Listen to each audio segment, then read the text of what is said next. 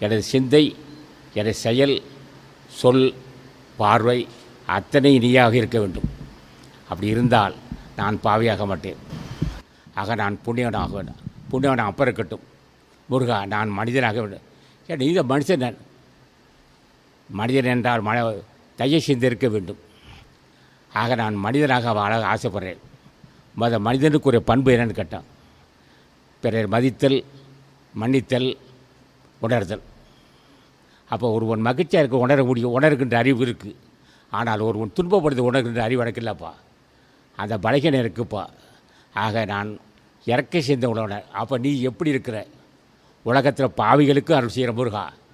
பாவிகளாக தான் சரி, அவன் கொடிய பாவியாக தான் சரி, அவனுக்கு அருள் செய்கிற நீ. ஆகவே என்னுடைய சிந்தை சார்ந்திருந்து என்னை வலியுறுத்த வேண்டும். என்னை வலியுறுத்தினால்தான் நான் தெளிவடைவேன்.